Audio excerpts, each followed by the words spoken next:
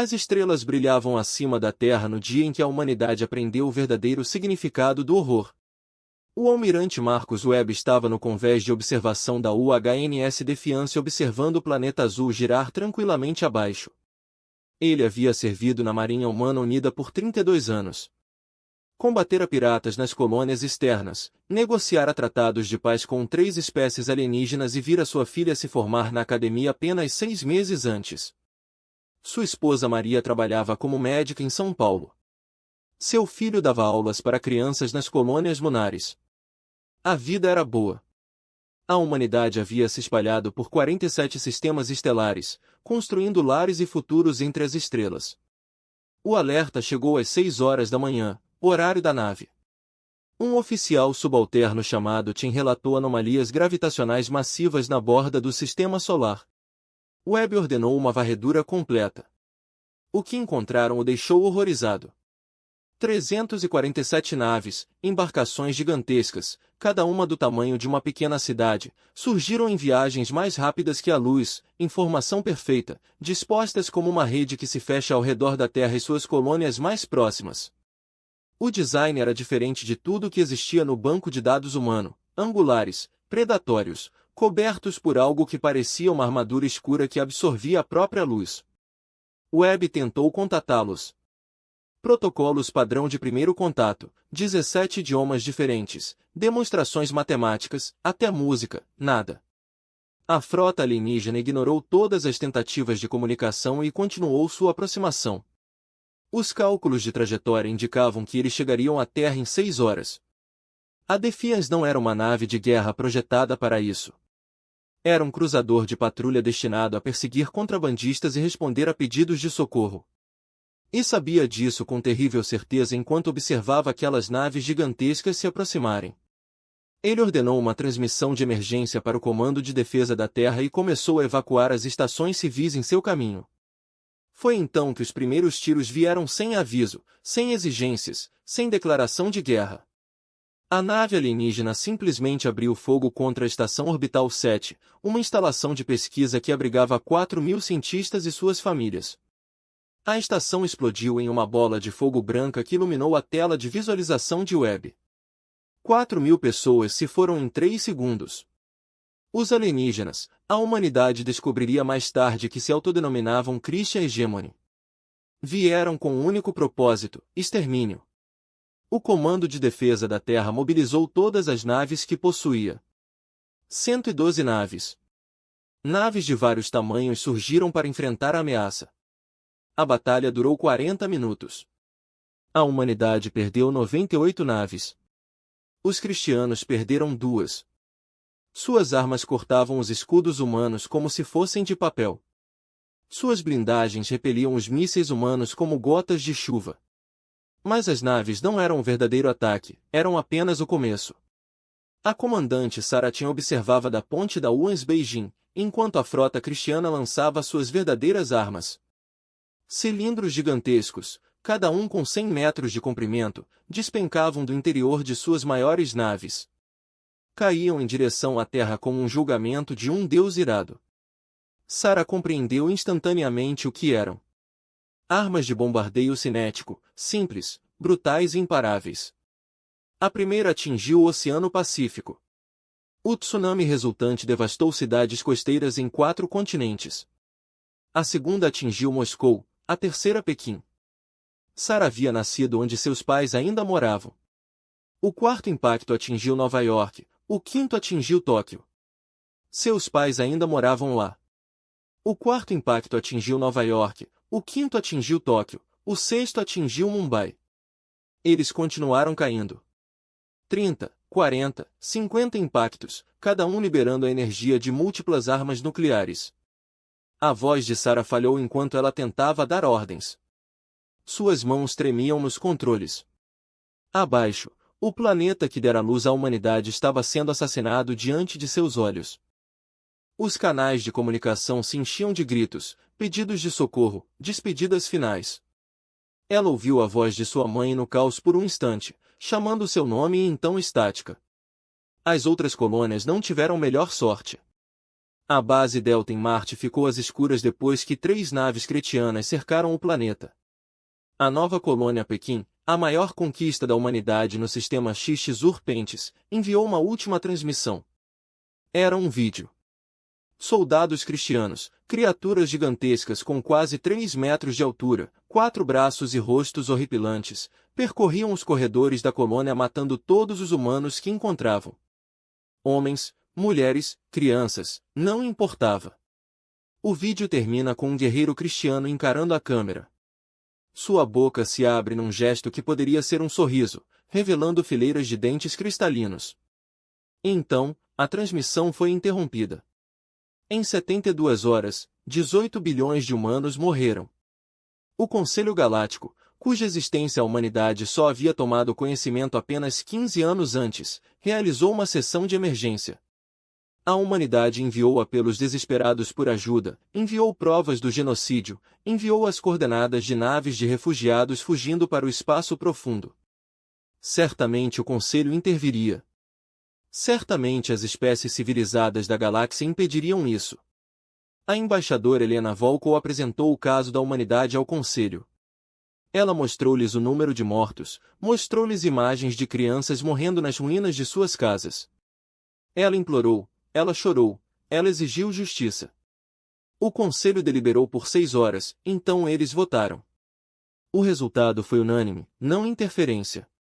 A posição oficial do Conselho, lida por uma criatura insetoide chamada Tol, era clara e fria.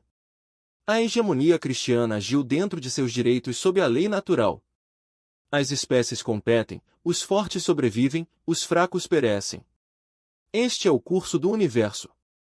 O Conselho não interferirá nos eventos da seleção natural. Helena desmaiou. Um dos diplomatas mais jovens, um homem chamado Torres, gritou com o Conselho, chamou-os de covardes, prometeu que se arrependeriam disso. A segurança o retirou da sala. O Conselho prosseguiu com a discussão sobre regulamentações comerciais. A humanidade estava sozinha. O almirante Webb reagrupou o que restava da frota humana em uma estação secreta no cinturão de asteroides. 57 naves, talvez 30.000 pessoas contra 347 naves cristianas. A matemática era simples e brutal. A humanidade não conseguiria vencer um confronto direto. Na órbita de Marte, repleta de destroços, formou-se o Conselho Remanescente. 7 humanos que sobreviveram ao ataque inicial e ainda detinham a autoridade para tomar decisões. O almirante Webb era um deles. A doutora Keiko Yamada, uma brilhante xenobióloga, era outra. Shano, ex-oficial de ética da Marinha, contribuiu com sua mente tática. Havia General Okoye, que havia perdido todo o seu batalhão na Terra. Havia o diretor Park, que comandava o que restava dos serviços de inteligência humana. Lá estava o capitão Rives, o membro mais jovem que comandava um destroyer que de alguma forma sobrevivera. E lá estava o acadêmico Singh, um velho que passara a vida estudando culturas alienígenas e agora compreendia que todas eram cúmplices da destruição da humanidade. Eles se encontraram em uma sala de conferências vazia em uma base danificada. As luzes piscavam, o ar tinha gosto de medo requentado. Eles se sentaram ao redor de uma mesa e se entreolharam com olhares vazios. Park falou primeiro: não podemos vencer. Não da maneira convencional. Eles nos superam em poder de fogo, em número, e têm o apoio implícito de toda a galáxia. Se continuarmos lutando como temos feito, a humanidade estará extinta em 6 meses. O Koe bateu com um punho na mesa. Então faremos com que paguem por cada vida humana. Lutaremos até que a última nave seja destruída. Nobre, disse Shinjao em voz baixa. Inútil, mas nobre. Precisamos pensar diferente. Singh assentiu lentamente. Os cristianos acreditam ser superiores. Eles nos veem como pragas. A galáxia concorda. Somos fracos aos olhos deles, não é? Perguntou a doutora Yamada. Sua voz era firme, mas seus olhos revelavam algo sombrio e novo. Fracos? Abandonamos nossas armas de destruição em massa há séculos. Banimos a guerra biológica. Concordamos com limitações éticas à guerra. Fizemos isso porque pensávamos que nos tornaria civilizados. Tornaram, disse o capitão Rives, não é? E Amada olhou ao redor da mesa ou nos tornou vulneráveis. Os cristianos não têm tais limitações. Eles vieram à nossa terra natal e assassinaram 18 bilhões de nós sem pensar duas vezes. E a galáxia chama isso de natural. Dizem que a força faz o direito. O almirante Webb sentiu algo frio se instalar em seu peito. Ele sabia onde aquilo ia dar. Queria impedir, queria se levantar e dizer não, que tinha que haver outro jeito. Mas ele pensou em Maria, soterrada sob os escombros de São Paulo. Pensou em seu filho, que estava na colônia lunar 7 quando ela foi destruída. Pensou nos 18 bilhões de humanos mortos que imploraram por misericórdia que nunca veio. O que você está sugerindo? Perguntou ele, embora já soubesse. A doutora e Amada abriu seu tablet. Arquivos apareceram na sala de conferências. Projetos de telas, fórmulas químicas, sequências biológicas, projetos de armas que a humanidade manteve trancados a 7 chaves e jurou nunca usar. Temos pesquisas, disse ela, séculos delas. Sabemos coisas sobre biologia, química e física que nunca transformamos em armas porque achávamos que éramos superiores a isso. Temos o conhecimento para criar horrores que fariam as guerras antigas parecerem brincadeira de criança. Isso é insano, disse Rives. Mas sua voz não demonstrava convicção. Será mesmo? Shen Zhao inclinou-se para a frente. Os cristianos queriam nos ensinar sobre seleção natural, sobre a sobrevivência do mais apto.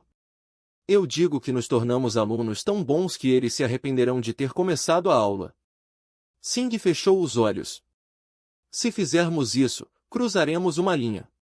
Nos tornaremos algo do qual não poderemos voltar. Que escolha temos? Perguntou Okoya. Morrer com nossa moral intacta. Deixar nossa espécie se extinguir porque fomos éticos demais para lutar sujo. O debate se estendeu por horas. Eles discutiram alternativas, guerra de guerrilha, soluções diplomáticas, apelar novamente ao Conselho Galáctico. Todas as opções levavam à mesma conclusão, a extinção da humanidade. Os cristianos não param até que o último humano estivesse morto. Eles haviam dito isso em sua única comunicação, uma mensagem gravada de seu líder, o Prime da Guerra Scar. Webb ouvirá aquela mensagem centenas de vezes. A voz do líder cristiano era profunda e fria. Você implorou por misericórdia. Sua fraqueza nos repugna. Agradeça que sua extinção será rápida. Você é um erro cometido pelo universo. Nós estamos simplesmente corrigindo. Agora, sentado naquela sala de conferências, fez sua escolha. Não foi nobre, não foi heróica, foi a escolha de um pai que perdeu os filhos e de um soldado que entendia que às vezes a sobrevivência exigia preços terríveis. Vamos votar, disse ele. Morreremos como humanos ou sobreviveremos como monstros? A votação não foi unânime. O capitão Rive se absteve. O acadêmico Singh votou não. Os outros 5 votaram sim. Tim delineou o plano que mais tarde seria chamado de Projeto Indigo em homenagem a uma antiga lenda da Terra sobre humanos que se transformaram em monstros. Eles abandonariam a Convenção de Genebra, o Pacto da Guerra Civilizada, todos os tratados e diretrizes morais já escritos pela humanidade, usariam todas as armas, todas as táticas, todas as ferramentas de pesadelo presentes na vasta base de conhecimento da humanidade. Eles se tornariam aquilo que os cristianos mais temiam. O doutor Yamada lideraria a pesquisa em guerra biológica. Park coordenaria a inteligência e as operações especiais. Okoye treinaria um novo tipo de soldado. Shan escreveria uma nova doutrina de guerra, onde a misericórdia era uma fraqueza e o terror uma ferramenta. E comandaria o que restasse da frota e tomaria as decisões impossíveis. Antes de encerrarem a reunião, Webb gravou uma mensagem. Ela seria transmitida para todos os humanos sobreviventes, todas as naves de refugiados, todas as colônias escondidas. Ele escolheu suas palavras com cuidado. Aqui é o almirante Marcus Webb da Marinha Humana Unida. Às 72 horas, a hegemonia cristiana atacou a Terra e nossas colônias. 18 bilhões de nós morremos. O Conselho Galáctico se recusou a ajudar. Estamos sozinhos em um universo que nos vê como fracos, como merecedores da extinção. Eles estão errados. A humanidade sobreviveu a eras glaciais e pestes. Sobrevivemos a guerras mundiais e eventos de quase extinção. Sobrevivemos porque nos adaptamos, porque fazemos o que for preciso para proteger os nossos. Sobrevivemos porque nos adaptamos, porque fazemos o que for preciso para proteger os nossos.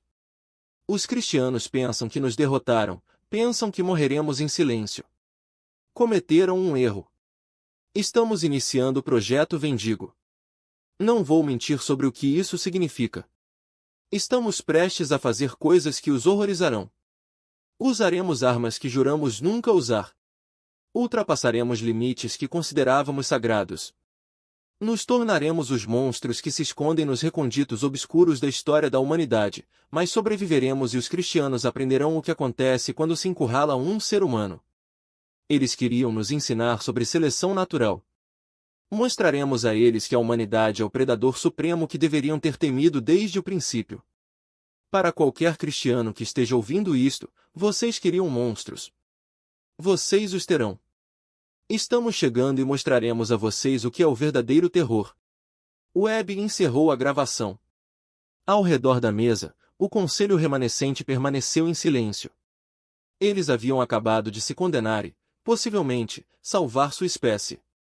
A história os julgaria duramente se ainda houvesse alguém para escrevê-la. O capitão Reeves finalmente falou: "Que Deus nos ajude." Shen sorriu, mas não havia calor em seu sorriso. Deus nos abandonou quando a primeira arma cinética caiu na Terra. Estamos além de sua misericórdia. Agora, só nos resta a vontade de sobreviver e nossa capacidade de crueldade. Isso terá que ser o suficiente. Eles saíram da sala de conferências e começaram o trabalho de transformar a humanidade de vítimas no pior pesadelo da galáxia. Em estações escondidas em sistemas estelares mortos, em instalações de pesquisa enterradas em asteroides, na escuridão fria entre as estrelas, a humanidade começou sua descida rumo ao mal necessário. Os cristianos celebrarão sua vitória.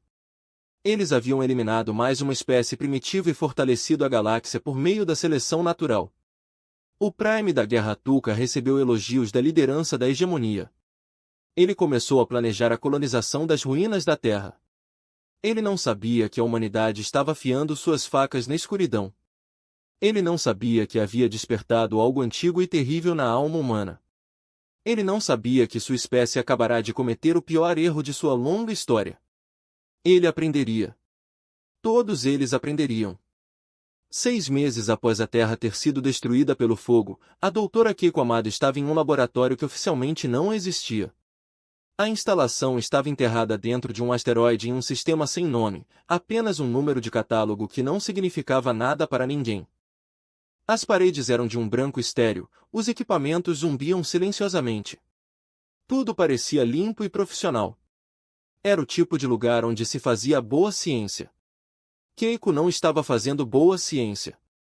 Ela olhou para a unidade de contenção selada à sua frente. Lá dentro estava sua maior conquista e sua danação, um vírus. Ela o havia chamado de ceifador, porque era isso que ele fazia. A máquina ceifava vidas cristianas com uma eficiência terrível.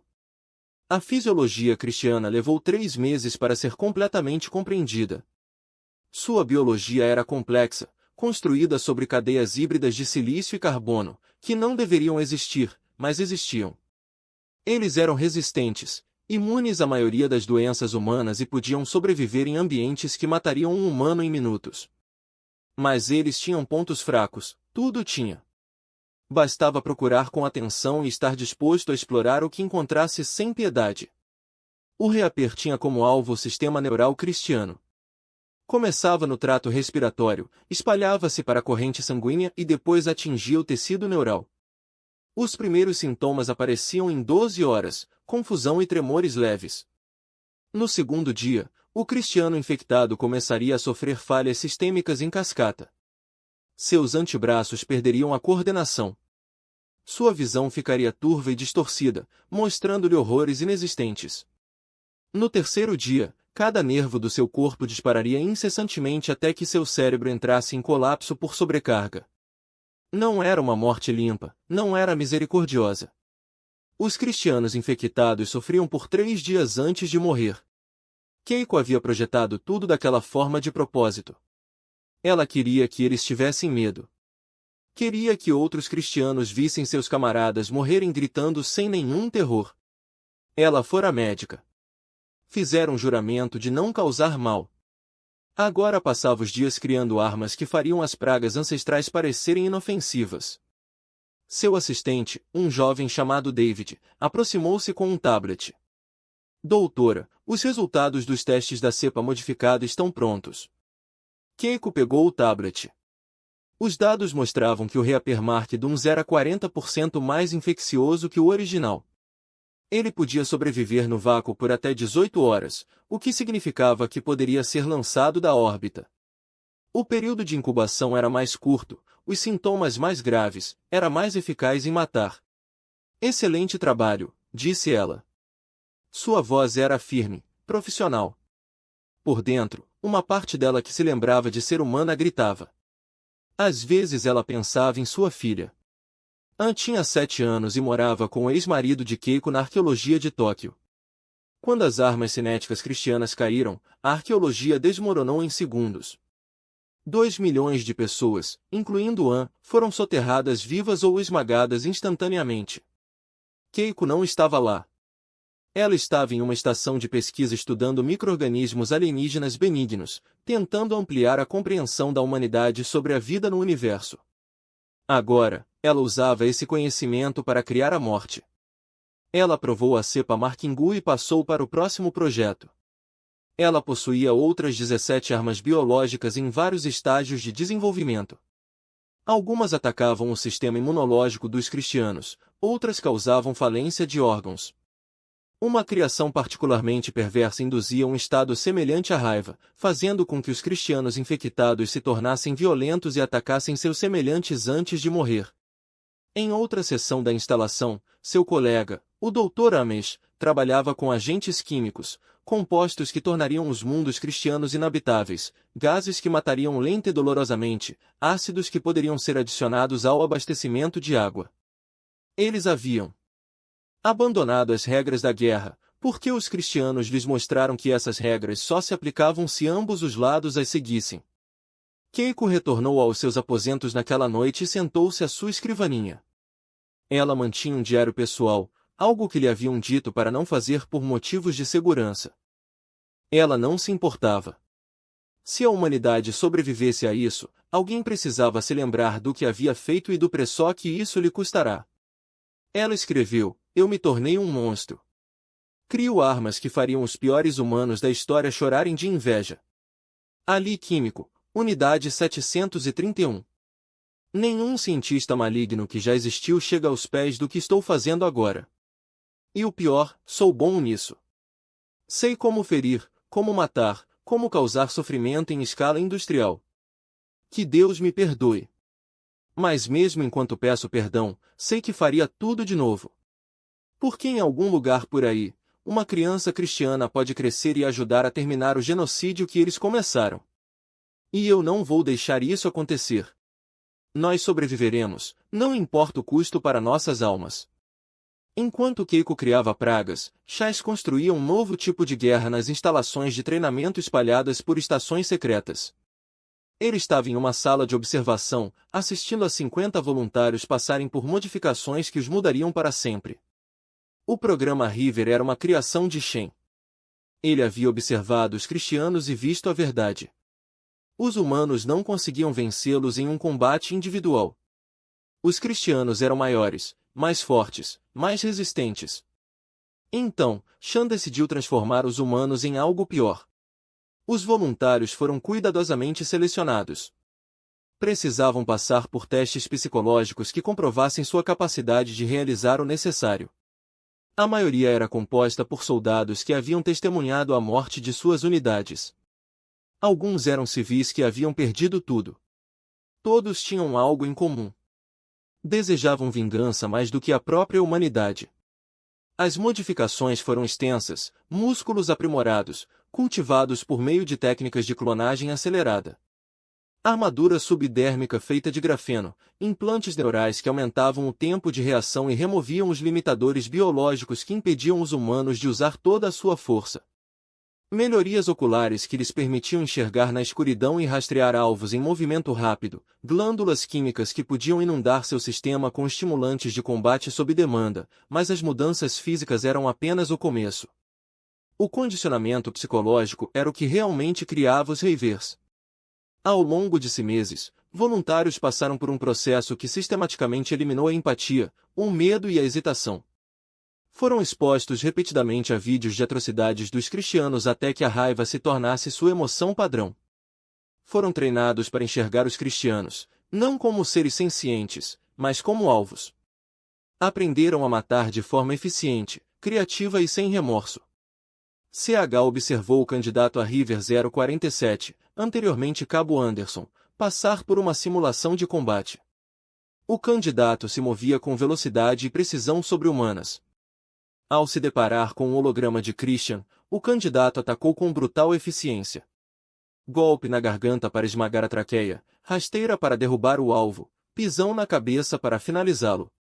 3 segundos, um cristiano morto. Em seguida, o candidato foi apresentado a uma criança cristiana holográfica. Antigamente, um soldado humano hesitaria, talvez até se recusasse a enfrentar uma criança. O candidato 047 a matou em 2 segundos. Nenhuma hesitação, nenhum remorso visível nas leituras biométricas. O sujeito demonstra condicionamento ideal, relatou o técnico. Resposta de empatia praticamente nula. Níveis de agressividade dentro dos parâmetros aceitáveis. Recomendação de aprovação para a implantação em campo. Shen aprovou.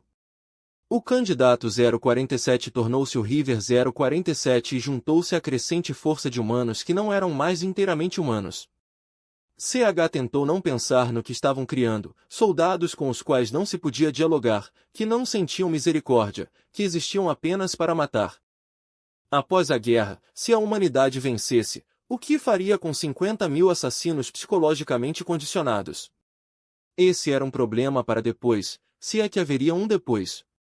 A doutrina de Shen, que ele intitulou Vazio Ardente, delineava a nova abordagem da humanidade para a guerra. Nada de combate honrado, nada de resposta proporcional, nada de proteção a civis. Os cristianos haviam demonstrado que misericórdia era fraqueza. A doutrina de Shen abrangia todas as artimanhas sujas, todos os crimes de guerra, todas as atrocidades que os humanos já haviam concebido e ainda inventava novas. Atacar as linhas de suprimento inimigas com armas biológicas. Destruir mundos agrícolas para criar fomes. Envenenar fontes de água. Bombardear centros civis para quebrar o moral. Não fazer prisioneiros ou pior, torturar prisioneiros e enviá-los de volta como advertência. Usar guerra psicológica para incutir medo do escuro no inimigo. Tornar cada batalha tão custosa que o inimigo perdesse a vontade de lutar.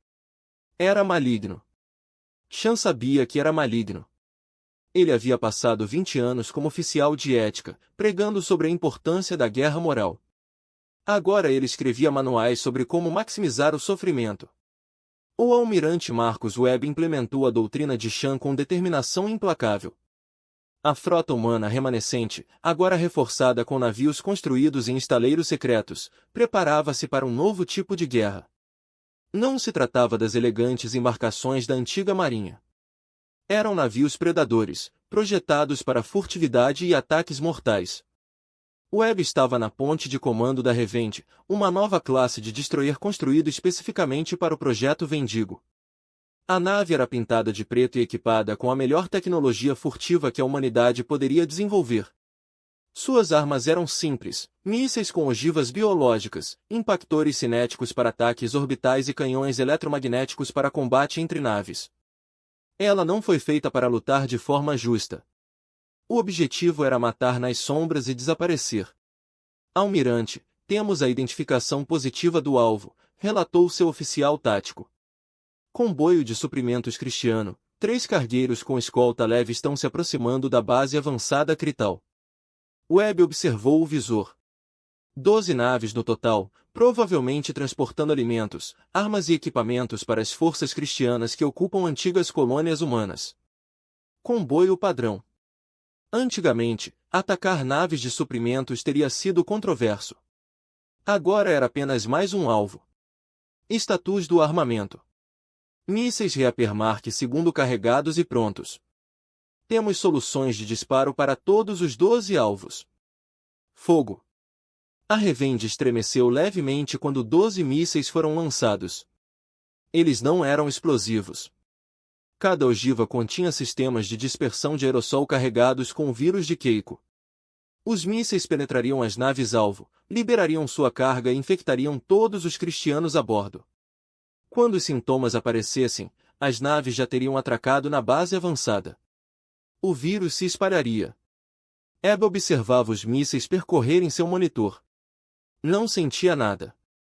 Os cristianos naquelas naves estavam tão mortos quanto sua família agora.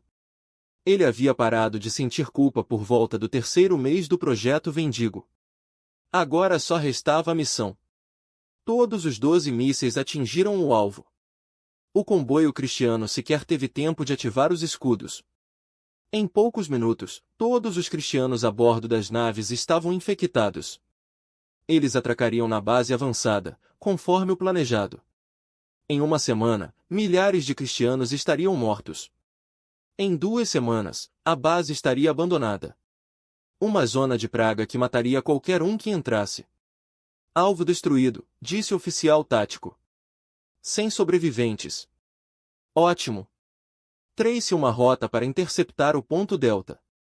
O comboio de transporte deve chegar lá em 6 horas. Nós os atacaremos também. Era assim que a humanidade lutava agora. Atacar das sombras, matar e desaparecer, espalhar doença e terror. Faça os cristianos temerem cada nave de suprimentos, cada comboio, cada momento de paz. Nos 3 meses seguintes, a humanidade atacou repetidamente.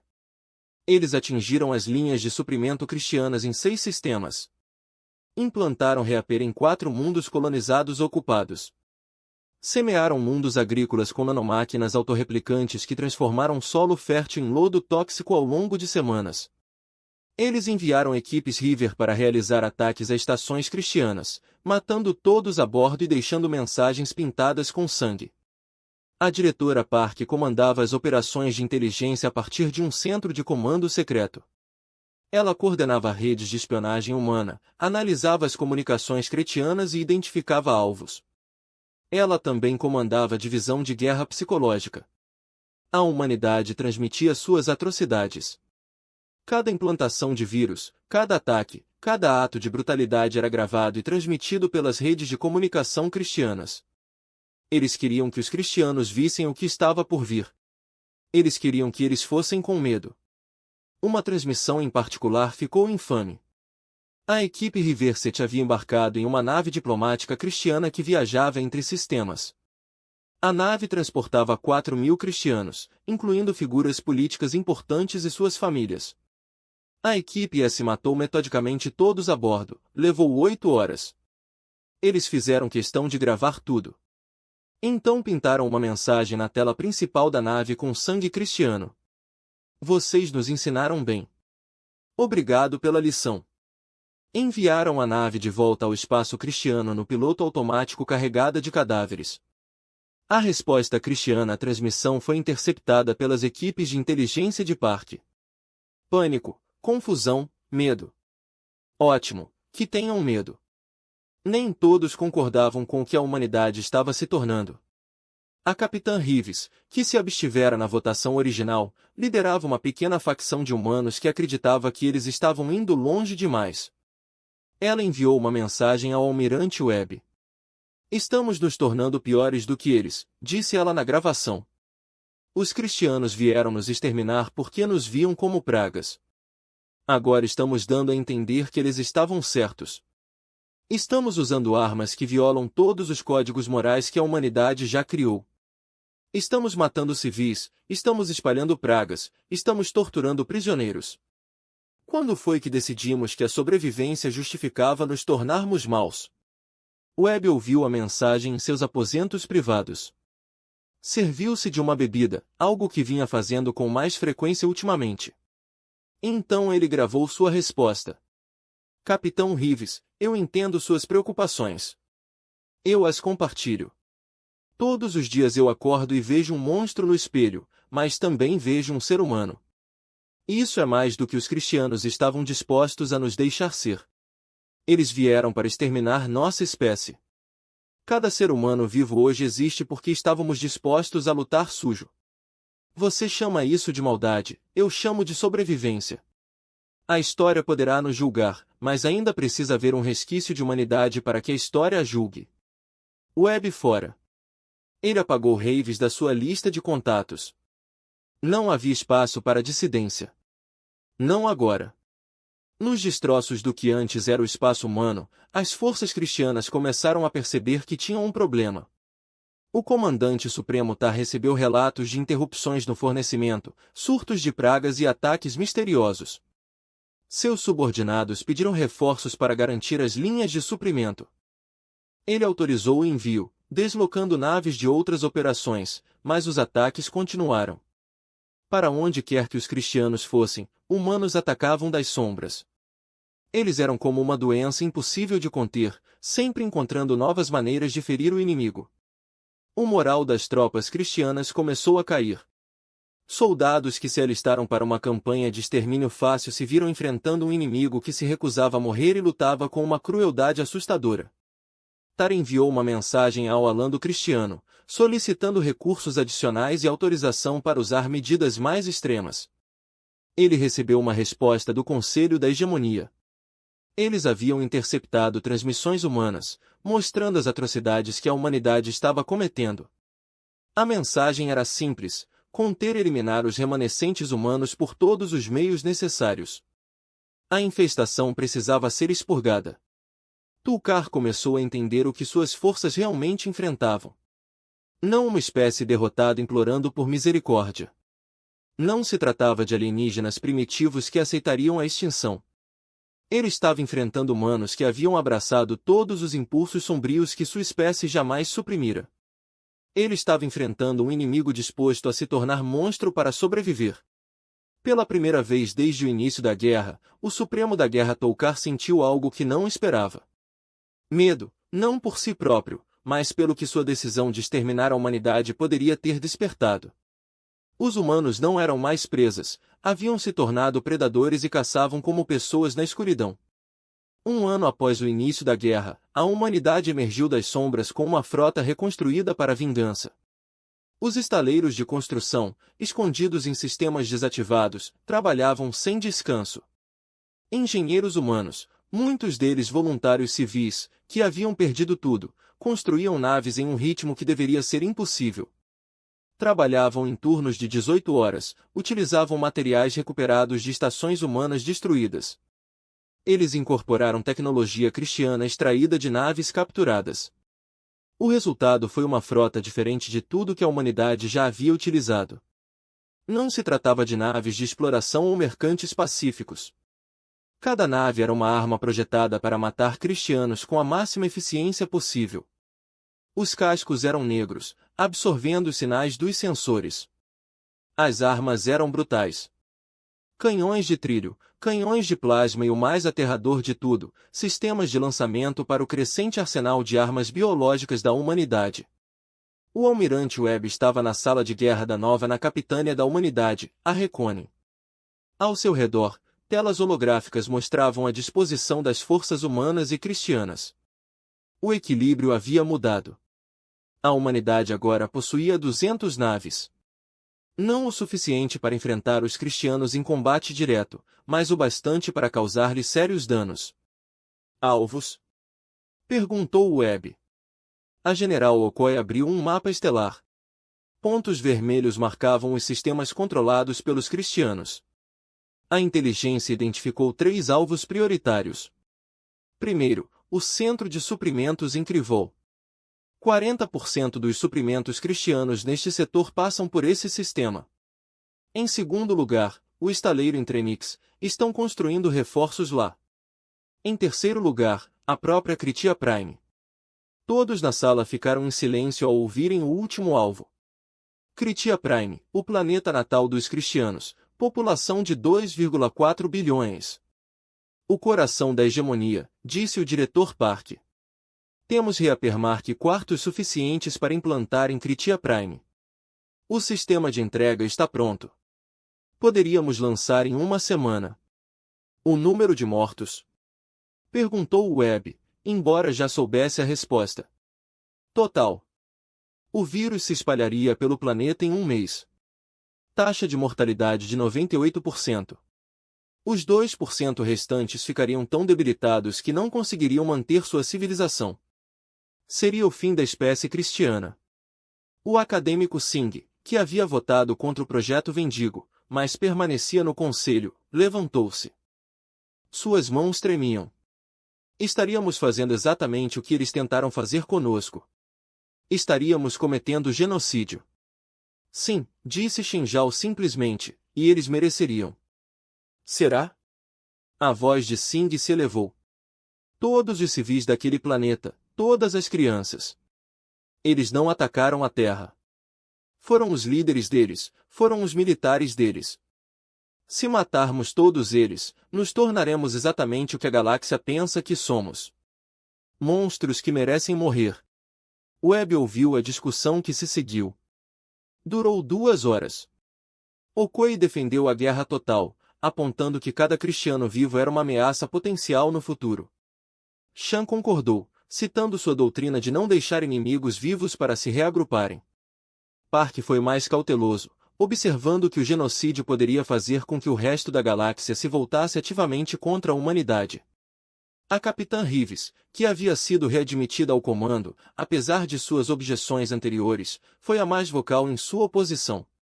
Se fizermos isso, provaremos que o Conselho Galáctico está certo. Provamos que a força faz o direito e que os fortes podem exterminar os fracos. Nos tornamos o mal que combatemos. Webb tomou a decisão. Não atacaremos Cria Prime ainda. Primeiro os feriremos em todos os outros lugares. Mostraremos a eles do que a humanidade é capaz. Os faremos temer. E se eles não pedirem a paz, se continuarem tentando nos exterminar, então consideraremos a opção final. Mas o genocídio será nossa última opção, não a primeira.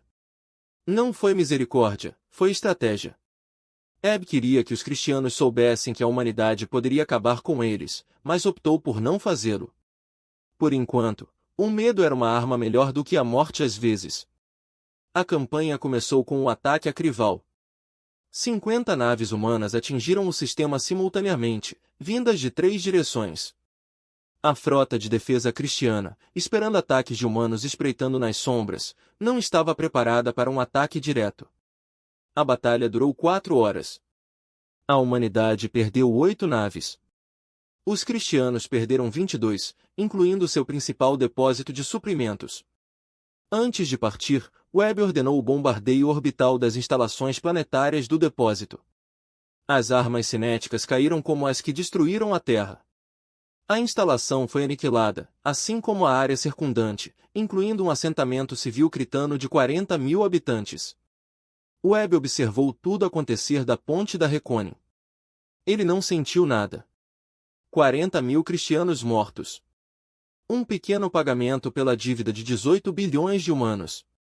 Cristianos mortos, um pequeno pagamento pela dívida de 18 bilhões de humanos. O segundo ataque atingiu o estaleiro em Trenix. Esta foi uma operação River. 500 soldados modificados de Tim foram enviados através de cápsulas de inserção furtiva. Eles abriram brechas no casco do estaleiro em 17 pontos e começaram a matar. Os River se moviam pela instalação como a própria morte. Eram mais rápidos que os cristianos, mais fortes do que deveriam ser e completamente impiedosos. O estaleiro contava com uma força de segurança de 2.000 soldados cristianos. Os saqueadores os mataram a todos em 3 horas.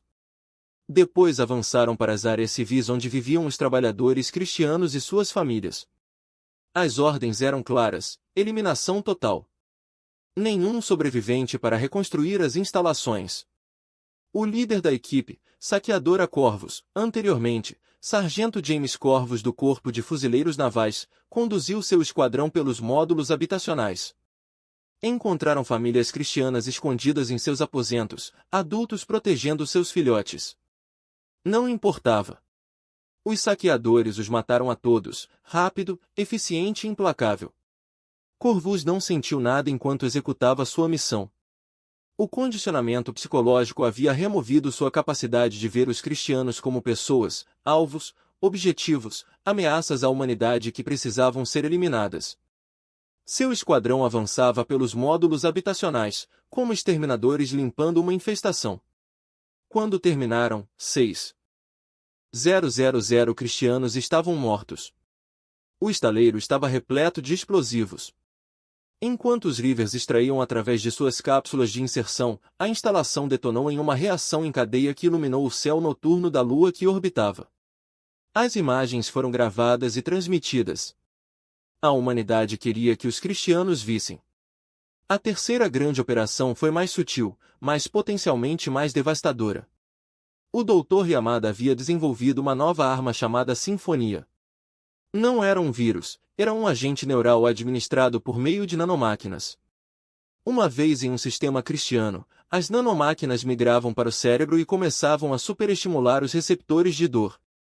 A morte causada por Sifone levava 3 dias, mas ao contrário de Reaper, a vítima permanecia consciente durante todo o processo. O sistema nervoso deles disparava constantemente, fazendo-os sentir como se estivessem queimando vivos por dentro. Eles imploravam pela morte, gritavam até a garganta se romper e não havia cura, nenhuma maneira de parar depois que as nanomáquinas fossem implantadas. Yamada as projetou especificamente para quebrar o moral dos cristianos. Ela queria que eles ouvissem os gritos de seus camaradas infectados. Ela queria que eles soubessem que os humanos podiam matá-los de maneiras que tornavam a morte uma misericórdia. A Sonfone foi implantada em 3 bases militares cristianas. O sistema de entrega era um sistema de assentos atmosféricos a partir da órbita, invisível, indetectável, até o início dos sintomas. Em 48 horas, todos os cristianos nessas bases estavam infectados. 15.000 soldados. Eles não morreram rapidamente. Equipes de inteligência humana monitoraram as comunicações dos cristianos durante o surto. O desespero nessas transmissões era exatamente o que Yamada queria. Oficiais cristianos implorando por ajuda médica, soldados suplicando por eutanásia, relatos de cristianos infectados tentando se matar apenas para descobrir que as nanomáquinas os mantinham vivos e conscientes. O diretor Park compilou os relatórios de inteligência e os apresentou ao conselho remanescente. O moral do inimigo está em colapso nos setores afetados. Estamos vendo um aumento nas taxas de deserção, recusa de ordens e colapsos psicológicos entre as forças de Kree. O medo está se espalhando. Ótimo, disse Shen. O medo é o que precisamos. Um inimigo aterrorizado comete erros. A campanha continuou por 6 meses. A humanidade atacou repetidamente alvos cristianos em 8 sistemas. Cada ataque foi documentado e transmitido. Cada nova arma foi implantada com o máximo impacto psicológico. A mensagem era clara. A humanidade não hesitaria em fazer o que fosse preciso para sobreviver, mas a guerra estava mudando de maneiras que iam além das vitórias táticas. A galáxia observava e nem todos gostavam do que viam. O embaixador Vrinak do coletivo Talassiano, uma espécie de seres aquáticos conhecidos por sua filosofia e arte, enviou uma mensagem tanto à hegemonia cristiana quanto à humanidade. O Conselho Galáctico havia autorizado a transmissão. As palavras traduzidas de Vreno eram ponderadas, mas preocupadas. O Conselho tem observado o conflito entre a hegemonia cristiana e a humanidade com crescente alarme. Os cristianos iniciaram um ato de genocídio contra uma espécie senciente. Isso foi moralmente errado, mas legalmente permitido pela lei galáctica vigente, que reconhece o direito das espécies de competir pela sobrevivência. No entanto, a resposta da humanidade introduziu táticas e armas que violam os padrões da guerra civilizada, que tecido armas biológicas mantidas por milênios, tortura com armas biológicas, ataques contra civis, o uso de armas projetadas especificamente para maximizar o sofrimento em vez de atingir objetivos militares. Essas ações são perturbadoras de se observar. Não estamos intervindo, mas estamos observando e estamos com medo, não apenas dos cristianos, mas do que a humanidade está se tornando. Webb ouviu a mensagem em seus aposentos. Serviu-se de outra bebida. A garrafa estava meio vazia. Ele vinha bebendo mais ultimamente, não o suficiente para prejudicar seu julgamento, mas o bastante para silenciar as vozes em sua cabeça, as vozes que soavam como Maria e seus filhos, perguntando-lhe se era isso que eles teriam desejado. Ele gravou uma resposta, sabendo que seria transmitida por toda a galáxia. Embaixador Vrinok, você diz que tem medo do que a humanidade está se tornando. Tornando-se? Bom, tenham medo. Onde estava esse medo quando os cristianos nos exterminavam? Onde estava o Conselho Galáctico quando 18 bilhões de humanos morreram implorando por ajuda? Vocês falam de guerra civilizada. Os cristianos nos ensinaram que isso não existe. Existe apenas sobrevivência ou extinção. Nós escolhemos a sobrevivência. Cada arma que usamos, cada tática que empregamos, cada limite que cruzamos é uma resposta ao que nos fizeram. Vocês criaram esta versão da humanidade por meio da sua inação. Querem saber o que somos nós? Somos a espécie que quase foi destruída e escolheu ressurgir das cinzas como algo que vocês temem. Não começamos esta guerra, mas vamos terminá-la. E se isso exigir que nos tornemos monstros, que assim seja. A galáxia tinha uma escolha. Vocês poderiam ter nos ajudado quando éramos vítimas. Agora vocês lidarão conosco como somos. Lembrem-se de que vocês fizeram essa escolha. A mensagem foi transmitida por toda a galáxia. As reações foram diversas. Algumas espécies expressaram simpatia pela situação da humanidade. Outras clamaram por intervenção contra os cristianos e os humanos. A maioria simplesmente observava e esperava para ver quem venceria. Em Kritia Prime, o Prime da Guerra Tkar, recebeu uma convocação do Conselho da Hegemonia. Ele viajou para a capital, onde os mais altos líderes da civilização cristiana estavam reunidos. A Câmara do Conselho era imensa, projetada para impressionar e intimidar, mas não funcionou com Tulkar. Ele já tinha visto morte demais para se impressionar com a arquitetura. O Coordenador Supremo, um cristiano que detinha o poder há 3 décadas, dirigiu-se a ele. War Prime, você nos garantiu que o extermínio da humanidade seria rápido e completo. Já se passou 1 ano. Não só os humanos ainda estão vivos, como estão destruindo ativamente nossas forças e instalações. Explique. Tulkar ficou em posição de sentido. Coordenador Supremo, os humanos não estão lutando como esperávamos. Eles abandonaram seus limites morais e estão empregando táticas que não previmos. Usam armas biológicas, ataques suicidas e guerra psicológica. Alvejam civis para quebrar nossa vontade. Não estão lutando para vencer batalhas. Eles estão lutando para nos incutir medo. Estão conseguindo? Tulkar fez uma pausa. Honestidade ou política? Ele escolheu a honestidade. Sim, Coordenador Supremo. Nossas forças estão desmoralizadas. As linhas de suprimento estão sob ataque constante. Surtos de peste em nossas bases avançadas mataram milhares. Os humanos transmitem suas atrocidades para garantir que nossos soldados vejam o que os aguarda. O moral está em níveis criticamente baixos. O que você recomenda? Temos 2 opções. Primeiro, alocar muito mais recursos para o extermínio.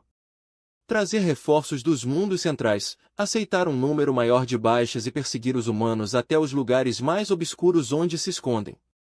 Segundo, negociar um cessar-fogo e permitir que a humanidade sobreviva da maneira que conseguir. O Conselho entrou em erupção com discussões acaloradas. Alguns exigiam a vitória total, outros questionavam se a continuação da guerra valia o custo. Os humanos provaram ser mais difíceis de exterminar do que o previsto, e os danos colaterais à sociedade cretense estavam aumentando. O Coordenador Supremo pediu silêncio.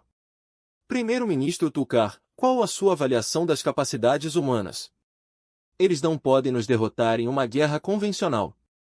Ainda temos superioridade numérica e tecnológica, mas eles podem tornar a vitória tão custosa que nos destruirá. Eles já demonstraram ter a capacidade de usar armas de destruição em massa contra o nosso planeta. Nossos serviços de inteligência sugerem que ainda não o fizeram por escolha própria, não por incapacidade. Estão demonstrando contenção para nos oferecer um caminho para a paz. Você acredita que os humanos querem paz? Eu acredito que os humanos querem sobreviver. E eles aprenderam que às vezes sobreviver exige que os outros os temam mais do que os odeiem. Eles se tornaram o que precisavam ser para sobreviver, algo que deveríamos ter temido desde o princípio. O conselho debateu por 6 horas. No fim, tomaram uma decisão que chocaria a galáxia. A hegemonia cristiana, orgulhos conquistadores que jamais se renderam em sua história, ofereceram cessar-fogo à humanidade.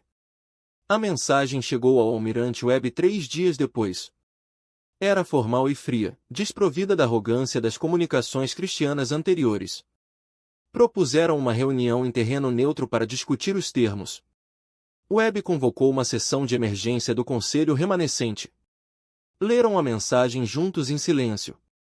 Chais falou primeiro: é uma armadilha. Querem nos atrair para negociações e depois atacar. Talvez, disse o diretor Park. Mas nossas informações sugerem uma genuína dissidência dentro da liderança de Kree. Eles estão sofrendo mais do que demonstram publicamente. Okoye franziu a testa. Se negociarmos, demonstraremos fraqueza. Eles reconstruirão e atacarão novamente. O estudioso Singh, no entanto, viu algo diferente. Se negociarmos, provaremos que ainda somos humanos o suficiente para buscar a paz. Podemos estabelecer termos que nos protejam sem exigir a extinção mútua. Webb olhou para cada um deles. Chan, se os encontrarmos, qual é a sua avaliação da prontidão dos Reivers para um ataque de decapitação? Podemos matar toda a equipe de negociação deles e quaisquer forças de segurança que eles tragam. Se for uma armadilha, nós a acionamos primeiro. Park, que informações temos sobre a sinceridade dos cristianos? Sinais contraditórios. Algumas facções querem a paz, outras querem vingança pelo que fizemos. O resultado pode ser qualquer um. Webb tomou sua decisão. Vamos encontrá-los. Mas levaremos Reivers como segurança, levaremos todas as vantagens que temos e se eles nos traírem, terminaremos o que começamos. Ele enviou uma resposta aceitando o encontro. O local seria uma estação neutra do Conselho Galáctico. A data foi marcada para dali a 3 semanas. Webb passou essas semanas preparando-se tanto para a paz quanto para a traição. Ele não confiava nos cristianos, mas também sabia que a humanidade não poderia sustentar essa guerra para sempre. Eles haviam se tornado monstros para sobreviver, mas monstros não podiam construir um futuro. Em algum momento, se a humanidade vencesse, teria que se lembrar de como ser humana novamente. Ele não tinha certeza se conseguiriam, não depois de tudo que haviam feito. Mas talvez, só talvez, a oferta de paz dos cristianos lhes desse a chance de tentar. A estação neutra pairava no vazio entre o espaço cristiano e o humano, uma construção gigantesca erguida pelo Conselho Galáctico para encontros diplomáticos. Era antiga, datando de séculos antes da humanidade descobrir viagens mais rápidas que a luz. A arquitetura era alienígena no verdadeiro sentido da palavra, projetada para acomodar dezenas de espécies diferentes. O almirante Marcus Webb chegou a bordo da Reconin com uma escolta de 12 navios de guerra. Um exagero para uma conferência de paz, mas o Webb não acreditava em correr riscos. Escondidos nos porões dessas naves, estavam 500 Reivers prontos para serem mobilizados caso as negociações se transformassem em um massacre. Nos compartimentos de armas da Reconin, 6 mísseis com ogivas Reaper-Mark aguardavam para lançamento. Se os cristianos os traíssem, garantiria que pagassem por isso. A delegação cristiana chegou em número semelhante. O primeiro-ministro Tar comandava seu contingente, trazendo consigo suas próprias naves de guerra e forças de segurança. Ambos os lados se encaravam através do abismo espacial, com desconfiança mútua e um ódio mal disfarçado. A sala de conferências era circular, com uma mesa que podia acomodar múltiplas espécies. Controles ambientais mantinham a atmosfera respirável, tanto para humanos quanto para cristianos. Os representantes do Conselho Galáctico observariam, mas não participariam. Isso era um conflito entre a humanidade e a hegemonia. Webb entrou com uma pequena delegação, a General Okoye, o diretor Park e o acadêmico Singh Chengal permaneceu a postos comandando os Rivers. Se o Webb desse o sinal, esta estação se tornaria um campo de batalha. Os cristianos entraram pela porta oposta. Tulkar tinha quase 3 metros de altura com os antebraços adornados com condecorações militares. Seu rosto era predatório, moldado pela evolução para ser assustador. Mas viu algo em seus olhos que não esperava. Cansaço. Junto com Tulkar estava a matriarca erudita Velnara, uma cristiana mais velha que se portava com dignidade. Ela havia sido uma voz de moderação na sociedade cristiana, dizia o relatório de inteligência de Webb. Ela se opôs à voz da moderação na sociedade cristiana, dizia o relatório de inteligência de Webb. Ela se opôs ao extermínio, mas foi voto vencido. Agora que ela estava ali para resolver a situação, eles se sentaram. O silêncio se prolongou. Finalmente, Velnara falou através de um dispositivo tradutor: Almirante Webb, estamos aqui porque continuar esta guerra não beneficia nenhuma das espécies. A hegemonia cristiana reconhece que a humanidade se mostrou mais resiliente do que o previsto. Propomos a cessação das hostilidades e a negociação de fronteiras. Webb recostou-se na cadeira. Vocês vieram para nos exterminar. 18 bilhões de humanos morreram. E agora querem negociar porque revidamos? O tradutor de Carr transmitiu sua resposta. Sim. A franqueza foi surpreendente. Webb esperava mentiras ou justificativas. Não simples honestidade. Cometemos um erro, continuou Tulkar. Acreditávamos que a humanidade era fraca.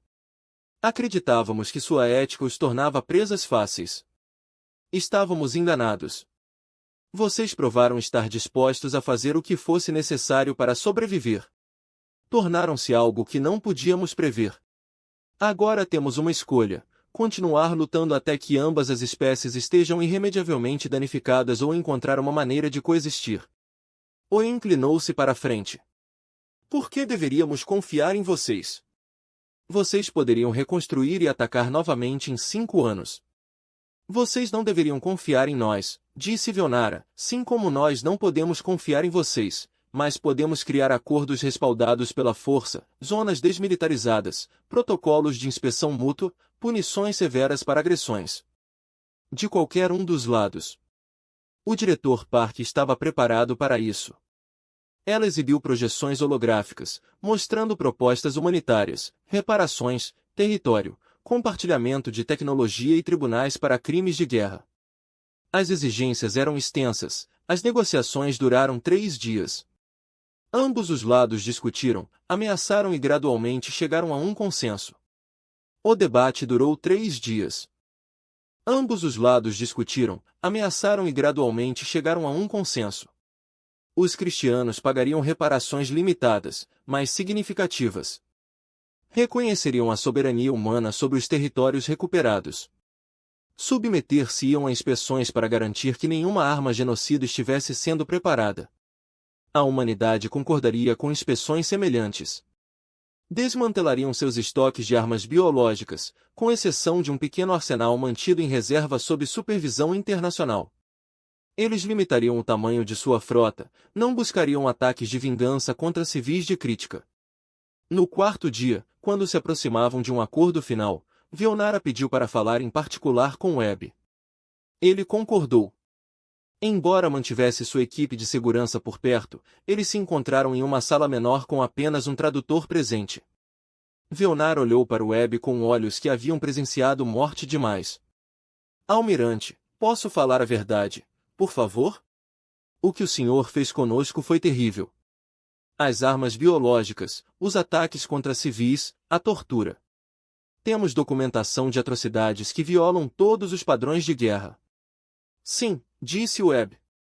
Ele não negaria. E o que o senhor fez conosco foi genocídio. Vocês começaram uma guerra de extermínio. Nós a terminamos, não é? Velnara gesticulou para a estação ao redor deles. Se vocês a tivessem terminado, minha espécie estaria extinta, mas estamos aqui. Vocês escolheram parar. Por quê? Webb ficou em silêncio por um longo momento. Ele pensou em Xinjiao, que havia defendido o extermínio completo. Ele pensou na votação para enviar reaper a Kritia Prime, que havia sido derrotada por uma pequena margem. Pensou em todas as crianças cristianas que estavam vivas porque a humanidade havia optado pela contenção no último momento. Por quê? Disse ele lentamente, se tivéssemos matado todos vocês, teríamos dado razão a vocês. Teríamos nos tornado os monstros que você disse que éramos. Fizemos coisas terríveis. Carregarei essa culpa até morrer. Mas não chegamos a nos tornar como você. Feonar assentiu. O Conselho Galáctico julgará nossas duas espécies com severidade. Dirão que os cristianos tentaram cometer genocídio e que os humanos quase conseguiram retribuir o favor. Eles nos temerão. Deixe-os, disse o Webb. O medo pode fazê-los pensar duas vezes antes de permitir que outro genocídio aconteça por inação. Há algo que vocês precisam saber, disse Feonara. As evidências de seus crimes de guerra, o Conselho Galáctico as tem coletado. Vídeos de seus ataques com armas biológicas, depoimentos de sobreviventes, registros de seus programas de tortura, estão reunindo provas. Webb sentiu um arrepio. Provas para quê? Para responsabilizar a humanidade. Há facções no Conselho que acreditam que sua resposta, embora compreensível, ultrapassou limites que não podem ser ignorados. Eles querem tribunais, querem que seus líderes sejam julgados por crimes contra seres sencientes. Depois de não terem feito nada para impedir os cristianos de começarem isso, sim, o Conselho está com medo do que a humanidade se tornou. Eles veem vocês como uma espécie que poderia fazer com eles o que vocês fizeram conosco, se provocada. O Webb se levantou e caminhou até o visor. Lá fora, as estrelas brilhavam frias e distantes. Deixem que tentem. Não nos desculparemos por sobreviver. Não entregaremos nosso povo para ser julgado por fazer o que era necessário. Eu imaginei que você diria isso, disse Belara. É por isso que estou lhe dizendo isto. Quando concluirmos as negociações, o Conselho agirá contra vocês, não militarmente, mas legal e economicamente. Eles vão isolar a humanidade, sancioná-los, transformá-los em párias. Por que me diz isso? Somos seus inimigos. Por quê? Disse Belar suavemente. Meu povo cometeu genocídio e vocês responderam com horror quase igual. Se houver julgamentos, os cristianos devem ficar ao seu lado. Ambos somos culpados. O Conselho quer punir apenas a humanidade, porque punir a hegemonia cristiana é politicamente difícil. Não é justiça, é conveniência. Webb se virou para olhá-la. Este cristiano, que perderá familiares para as armas biológicas humanas e que tinha todos os motivos para odiar a humanidade, o alertava sobre a perseguição política. A galáxia era mais complexa do que ele imaginava. O que você sugere? Que nos unamos não como aliados, mas como réus. O Conselho não pode responsabilizar a humanidade sem responsabilizar igualmente os cristianos. Force-os a confrontar a guerra por completo. Não apenas a sua resposta a ela. Será politicamente difícil para eles. Eles podem recuar. Retornaram à sala principal de negociações. Nos 2 dias seguintes, finalizaram um acordo. Ambas as espécies se retirariam para territórios definidos. As reparações seriam mútuas, reconhecendo os danos causados por ambos os lados. Uma comissão conjunta investigaria os crimes de guerra de ambos os lados. Nenhuma das espécies estaria sujeita ao julgamento do Conselho sem a outra. O acordo era imperfeito, deixou feridas abertas, mas pôs fim à guerra. No último dia, enquanto ambas as delegações se preparavam para assinar o acordo, os representantes do Conselho Galáctico entraram na Câmara. O embaixador Vrinok os liderou. Seu discurso traduzido foi cuidadosamente neutro, mas carregava uma ameaça. O Conselho observou estas negociações. Aprovamos a cessação das hostilidades. No entanto, devemos abordar a questão das armas e táticas empregadas por ambos os lados, particularmente pela humanidade. O uso de armas biológicas projetadas para maximizar o sofrimento, o ataque a populações civis, a tortura de prisioneiros. Essas ações violam padrões que as espécies civilizadas mantêm há milênios. O EB se levantou. Mantivemos esses valores por milênios. E se levantou.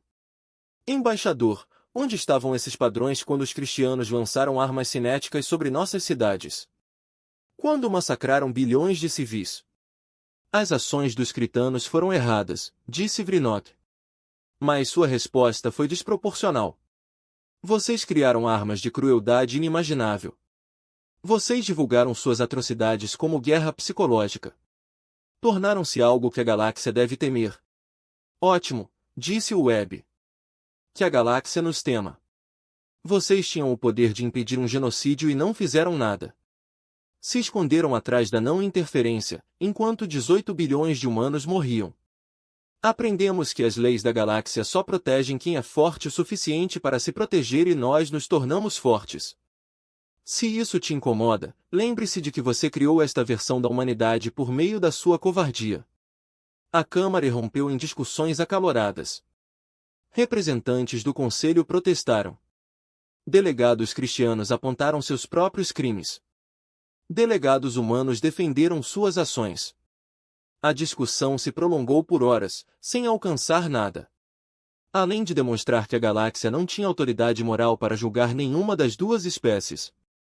Finalmente o erudito Cindy falou. Sua voz era calma, mas ouvida. Esta guerra começou porque os cristianos acreditavam que a força fazia o direito.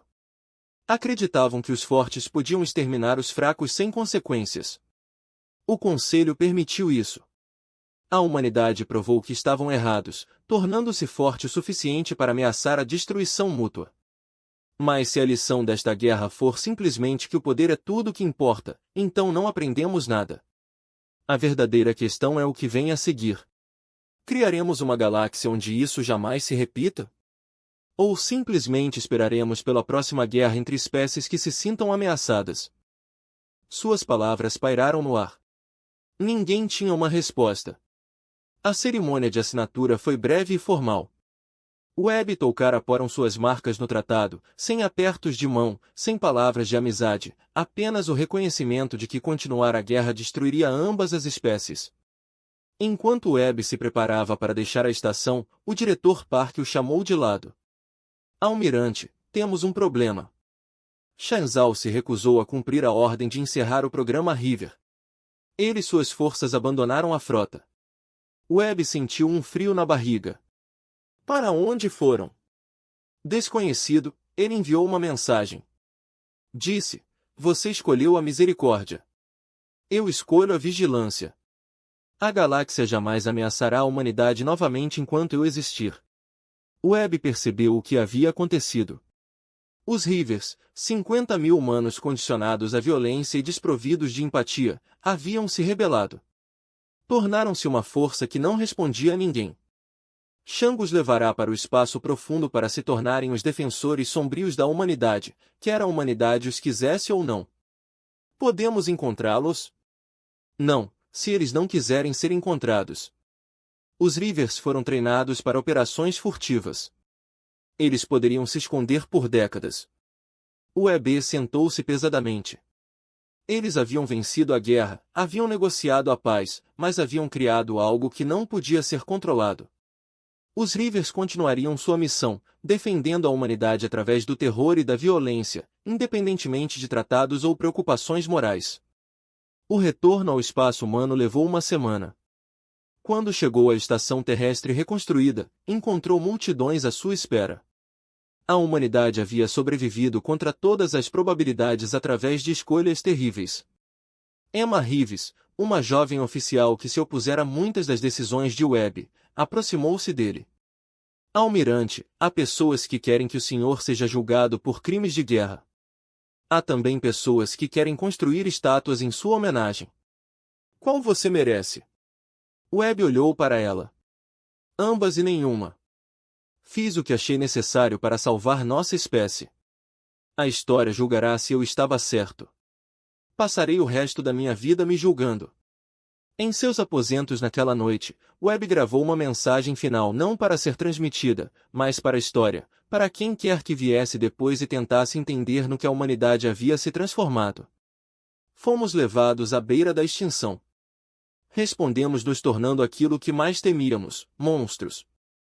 Usamos armas que jamais deveriam ter sido criadas. Matamos civis. Espalhamos pragas, torturamos e assassinamos em nome da sobrevivência. Matamos civis, espalhamos pragas, torturamos e assassinamos em nome da sobrevivência. Estávamos certos? Não sei. Sobrevivemos. Isso é tudo que posso afirmar com certeza. A humanidade existe porque estivemos dispostos a cruzar linhas que não deveriam ser cruzadas. Se você está assistindo a isso de um futuro onde a humanidade próspera, lembre-se do preço que pagamos. Lembre-se dos 18 bilhões que morreram no ataque inicial. Lembrem-se dos 31 bilhões de cristianos que morreram em nossa resposta. Lembrem-se de que tivemos que nos tornar demônios para sobreviver. E lembrem-se de que escolhemos parar. No fim, quando tínhamos o poder de exterminar completamente nosso inimigo, escolhemos não fazê-lo. Essa escolha, mais do que qualquer vitória, é o que nos torna humanos. Espero que a sua geração nunca tenha que fazer as escolhas que fizemos. Espero que vocês nunca tenham que se perguntar se a sobrevivência justifica o horror. Mas se enfrentarem essa escolha, lembrem-se de nós. Lembrem-se do que fizemos e do preço que pagamos pelas nossas almas. Nos tornamos monstros para que vocês não precisassem se tornar. Honrem isso sendo melhores do que nós fomos. Webb encerrou a gravação e olhou para a Terra lá embaixo. O planeta estava se curando lentamente, dolorosamente, mas se curando.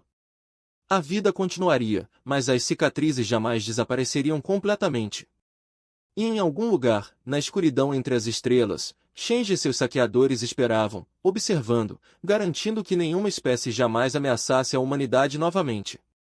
A guerra havia terminado, mas suas consequências estavam apenas começando. 20 anos após o fim da guerra, Marcus Webb morava em uma pequena casa com vista para o que antes era São Paulo. A cidade havia sido reconstruída, embora agora tivesse uma aparência diferente. A arquitetura misturava estilos humanos antigos com novos projetos que incorporavam lições aprendidas com a engenharia alienígena. Era bela de uma forma que carregava fantasmas. Abby tinha 73 anos. Seus cabelos estavam completamente brancos. Suas mãos tremiam às vezes, uma combinação da idade e de antigas cicatrizes da guerra. Ele morava sozinho. Na maioria dos dias cuidava do jardim, onde flores cresciam ao lado de plantas de outros mundos. No centro do jardim havia um muro memorial. Nele nomes estavam gravados. 18 bilhões deles, tantos quantos coubessem. O restante existia em um banco de dados acessível a qualquer pessoa. Cada humano que morreu no ataque inicial de Crit, cada cristiano que morreu na resposta da humanidade, ele vinha trabalhando na muralha há 15 anos, não a terminaria em vida. Isso era intencional. O trabalho era o objetivo. Um visitante chegou durante sua vida. Isso também era intencional. O trabalho era o objetivo. Um visitante chegou à tarde. Webb ouviu o pouso da nave e reconheceu a assinatura. Ele esperava por essa visita há algum tempo. A matriarca erudita Velnar aproximou-se lentamente, movendo os antebraços com cautela. Ela também era velha agora para os padrões de Crit. Eles se correspondiam há anos, dois antigos guerreiros tentando entender o que haviam feito. Almirante Webb, disse ela. O tradutor que usava era mais novo, melhor do que os modelos da época da guerra. Sua voz soava quase natural. Só, Marcos, disse ele. Me aposentei do exército há 12 anos. Posso lhe oferecer algo para beber? Sentaram-se na varanda dele, olhando para a cidade reconstruída. A fisiologia dos cristianos era diferente da humana, mas Velnara conseguia tolerar a atmosfera terrestre por algumas horas com apenas um leve desconforto. Ela bebeu um gole da água que ele ofereceu e observou o muro memorial. Você tem trabalhado nisso há muito tempo, disse ela. Sim, adiciono nomes quando posso. São muitos, mas eu tento. Os nomes cristianos também. Por quê? Webb olhou para as próprias mãos, porque eram pessoas, soldados cumprindo ordens, civis que não tinham voz nas decisões do governo, crianças que morreram por causa do que divulgamos. Se vou carregar essa culpa, preciso reconhecer tudo isso. Veonara ficou em silêncio por um tempo, então disse: meu povo agora tem memoriais semelhantes. Listamos nomes de pessoas, aqueles que matamos. É nossa penitência. Isso ajuda? Não, mas fazemos mesmo assim. Eles permaneceram sentados em silêncio amistoso. Dois antigos inimigos que se tornaram quase amigos por causa da culpa compartilhada. Vim te contar uma coisa, disse Veonara. O Conselho Galáctico está tomando uma decisão sobre o pedido de adesão da Terra. Após 20 anos de deliberação, estão perto de uma votação. A humanidade solicitou adesão plena ao Conselho após a guerra. O processo deveria levar 5 anos, levou 4 vezes mais. O Conselho tinha medo da humanidade e o medo tornava a burocracia lenta. Qual é o provável resultado? Perguntou o Webb. Eles vão admiti-los.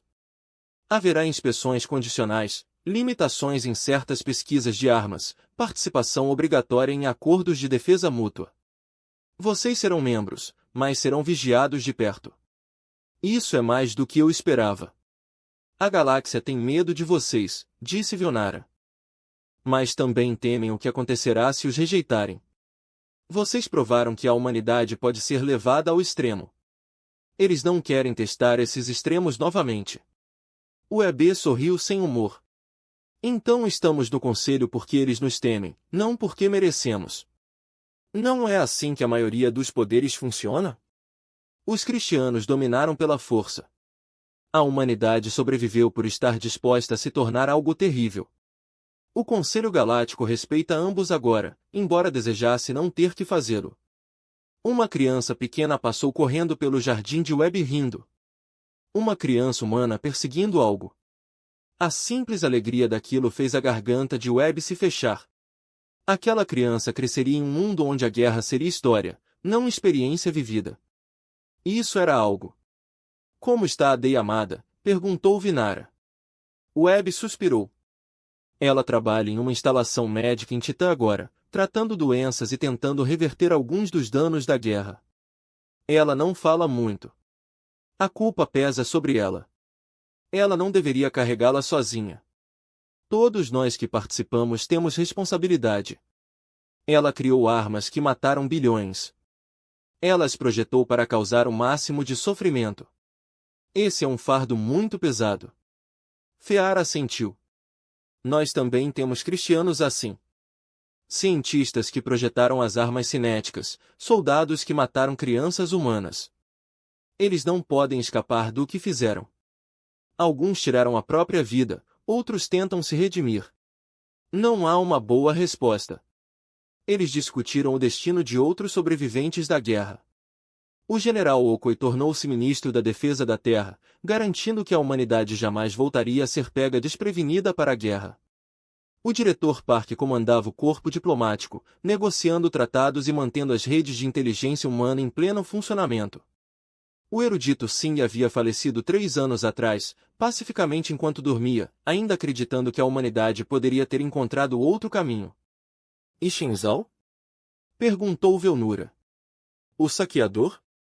O rosto de Webb escureceu. Ninguém sabe. Ele e suas forças desapareceram. Às vezes há relatos. Uma frota pirata destruída com violência excessiva, uma operação de escravidão aniquilada, alguém intervindo quando humanos estão ameaçados. Mas eles permanecem nas sombras, alguém intervindo quando humanos estão ameaçados, mas eles permanecem nas sombras. Shan se tornou o que queria ser, o protetor sombrio da humanidade, operando fora da lei ou da moralidade. Você se arrepende de ter criado os Reavers? Todos os dias criamos soldados que não conseguem deixar de ser soldados, guerreiros sem empatia ou restrições. Eu os criei porque precisávamos de armas. Agora, essas armas têm seus próprios objetivos e eu não posso controlá-las. Elas representam uma ameaça? Não para a humanidade, para todos os outros. Talvez. Shen acredita que a galáxia sempre será uma ameaça para a humanidade. Por isso, ele elimina as ameaças antes que elas se materializem. Não é paz, é apenas mais um tipo de guerra. Veonara permaneceu em pé, cautelosa, seus ossos cansados protestando. Eu deveria voltar para minha nave, mas eu queria te perguntar uma coisa, Marcos. Na sua sincera avaliação, quem foi pior, meu povo, que começou o genocídio ou o seu, que quase o completou? Webb refletiu sobre essa pergunta. Ele já havia se feito 1000 vezes nas longas noites em que o sono não vinha. Acho que essa pergunta não tem resposta, disse ele finalmente. Inicialmente, vocês mataram mais de nós. Em resposta, matamos mais de vocês. Vocês começaram. Nós intensificamos. Atribuir culpa é apenas uma maneira de evitar a verdadeira questão. O que fazemos agora? Como garantimos que isso nunca mais aconteça? Não apenas entre as nossas espécies, mas em lugar nenhum? Como criamos uma galáxia onde a sobrevivência não exige que nos tornemos monstros? Bem, Nora considerou isso. Os protocolos remanescentes eram um começo. Ela estava certa. Uma das consequências da guerra foi a criação de novas regras para o Conselho Galáctico, caso alguma espécie enfrentasse ameaça de extinção. A intervenção agora era obrigatória, não opcional. O Conselho votou unanimemente a favor. Assustado com as consequências da inação, concordou que era um começo, mas não o suficiente. O Conselho ainda acredita na seleção natural, na dominação dos fortes sobre os fracos. Eles apenas adicionaram regras para evitar os piores resultados. A filosofia subjacente não mudou. Poderia? As espécies competem por recursos e território. Essa é a natureza. Talvez ou talvez possamos ser melhores que a natureza. Talvez possamos escolher a cooperação em vez da competição. Talvez possamos construir algo que não exija medo e violência constantes para se manter. Vionar emitiu um som que o tradutor interpretou como uma risada triste. Você se tornou um filósofo na velhice, Marcos. Eu me tornei muitas coisas que não esperava ser. Eles se despediram. Felara voltou para sua nave. Webb retornou ao seu jardim e acrescentou mais 3 nomes ao muro antes que a luz se apagasse. Naquela noite, Emma Reeves fez uma visita. Ela tinha 42 anos agora.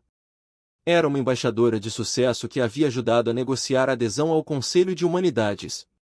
Ela também foi uma das fundadoras do movimento Nunca Mais, que lutou para garantir que a humanidade jamais esquecesse as lições da guerra. Marcos disse ela sentada na varanda dele. Vim lhe perguntar sobre a cerimônia em memória das vítimas na semana que vem. A comemoração do V5º aniversário? Sim, eles querem que você fale. Você e Vionara juntas, representando os dois lados. E temia isso. Não sei o que dizer. O que se diz a uma reunião que inclui famílias de vítimas de ambas as espécies? Como se dirige às pessoas cujos filhos você matou? Diga a verdade, disse Emma. Não peça desculpas, porque o que você fez foi uma resposta ao genocídio, mas você reconhece o custo. Você garante que todos se lembrem do que acontece quando as guerras saem do controle. E se eles me odeiam por isso, então odeiam você também. Você pode carregar esse fardo. Webb concordou em falar. Passou a semana seguinte escrevendo e reescrevendo seu discurso. Cada versão soava errada, defensiva demais, muito apologético, muito frio. Finalmente, ele parou de tentar fazer tudo perfeito e simplesmente escreveu o que sentia. A cerimônia em memória das vítimas foi realizada na Terra Restaurada, em um local próximo de onde São Paulo havia sido destruída. Milhares compareceram pessoalmente, bilhões assistiram de diversas espécies e sistemas estelares. Foi o maior encontro de cristianos e humanos desde o fim da guerra. Webb e Vionário estavam juntos no pódio. Haviam combinado de falar em conjunto, alternando as palavras. Foi ideia de Webb.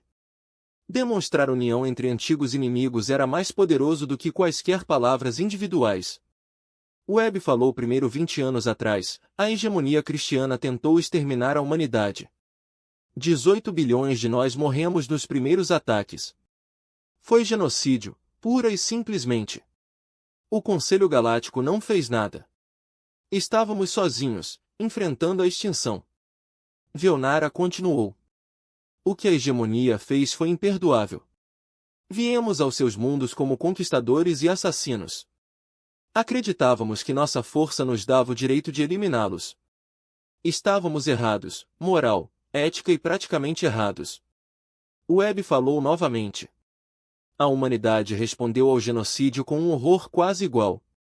Criamos armas biológicas projetadas para maximizar o sofrimento. Matamos 31 bilhões de cristianos. Atacamos civis. Usamos táticas que violaram todos os princípios morais que dizíamos defender. Nos tornamos monstros e merecemos o que nos aconteceu, disse Vnara. Meu povo iniciou esta guerra. Tudo o que se seguiu foi consequência, mas a consequência não apaga o horror do que nos foi feito. Crianças cristianas morreram de pragas humanas. Nossos mundos foram envenenados. Nosso povo sofreu mortes planejadas para serem as mais terríveis possíveis. Eb olhou para a multidão.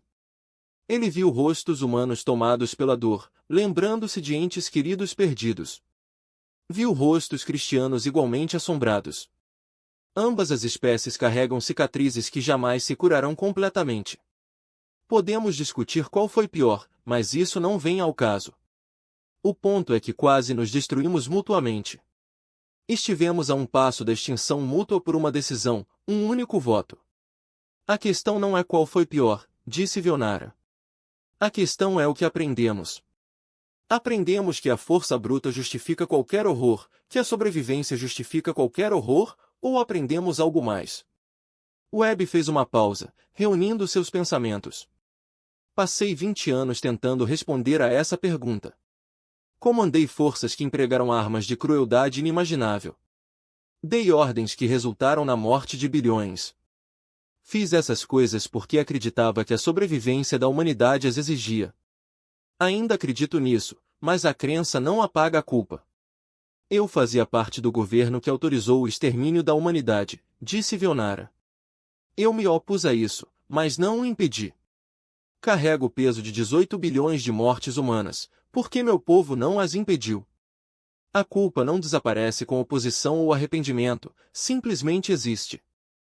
Webb prosseguiu. Eis o que aprendi com esta guerra. Primeiro, que as espécies podem cometer atos terríveis quando ameaçadas. Os humanos provaram ser capazes de horrores que pensávamos ter deixado para trás séculos atrás. Descobrimos que nossa ética é situacional, que a sobrevivência pode se sobrepor ao. Essa é uma verdade que precisamos encarar sobre nós mesmos. Os cristianos aprenderam lições semelhantes, acrescentou Vnara. Nós nos acreditávamos superiores com o direito de dominar. Aprendemos que a arrogância tem um preço. Aprendemos que a espécie que você tenta exterminar pode se provar mais forte do que você imaginava. Aprendemos que a força não justifica o direito, apenas gera conflito. Em segundo lugar, disse Webb, aprendemos que os sistemas da galáxia falharam. O Conselho Galáctico permitiu que o genocídio prosseguisse porque a intervenção era inconveniente. Eles criaram as condições em que tivemos que nos tornar monstros para sobreviver. Qualquer sistema que permita que eventos de extinção ocorram sem controle é um sistema falho. Beonar assentiu. Os protocolos remanescentes foram criados por causa da nossa guerra. Agora, o Conselho precisa intervir quando espécies enfrentam a extinção. Não é perfeito, mas é um progresso. Nosso sofrimento possibilitou essa mudança. Ebb sentiu a voz falhar um pouco. Ele se esforçou para superar isso. Terceiro e mais importante, aprendemos que é possível impedir a extinção. No auge do nosso poder, a humanidade possuía a capacidade de extinguir a espécie cristiana. Tínhamos as armas, os dados de localização, a justificativa e optamos por não usá-las. Da mesma forma, disse Vionara, quando lhes foi oferecida a paz, a hegemonia cristiana escolheu aceitá-la em vez de lutar até a destruição mútua. Poderíamos ter continuado a guerra. Nosso orgulho exigia isso, mas escolhemos a sobrevivência em vez do orgulho. Webb olhou diretamente para as câmeras, sabendo que bilhões estavam assistindo. Essa escolha, a escolha de parar, é o que nos define agora. Não os horrores que cometemos, mas a decisão final de buscar a paz em vez da vitória total. Éramos monstros. Fizemos coisas monstruosas, mas escolhemos deixar de ser monstros quando tivemos a chance. Essa é a lição que devemos ensinar às futuras gerações, disse Feonara. Não que a guerra seja gloriosa ou que a sobrevivência justifique tudo, mas que mesmo nos momentos mais sombrios existe a escolha de buscar a paz. Mesmo quando você se torna algo terrível, você pode escolher parar. Webb pronunciou suas palavras finais lentamente, certificando-se de que cada uma fosse ouvida. Para os humanos que assistiam, nós sobrevivemos. Mas a sobrevivência teve um preço em nossas almas. Nunca se esqueçam do que fizemos para sobreviver. Nunca se esqueçam dos limites que ultrapassamos. E nunca se esqueçam de que escolhemos parar. Sejam melhores do que fomos. Construam um futuro onde a sobrevivência não exija se tornarem monstros, concluiu Belara. Aos cristianos que assistem, começamos esta guerra com arrogância e crueldade. Pagamos um preço terrível. Aprendam com o nosso erro. A força não lhes dá o direito de dominar os outros. O poder sem sabedoria leva à destruição. Honrar os mortos, garantindo que suas mortes nos ensinassem a sermos melhores. Eles se afastaram do pódio juntos. O silêncio que se seguiu foi pesado, carregado de tristeza, memória e o peso de 50 bilhões de mortos. Então, lentamente começaram os aplausos, não festivos, mas solenes, um reconhecimento da verdade dita e do fardo compartilhado. Após a cerimônia, voltou para casa. Encontrou uma mensagem à sua espera. Era apenas áudio, fortemente criptografado. Ele reconheceu a voz imediatamente. Olá, almirante. É Shane. As mãos de Webb apertaram o console.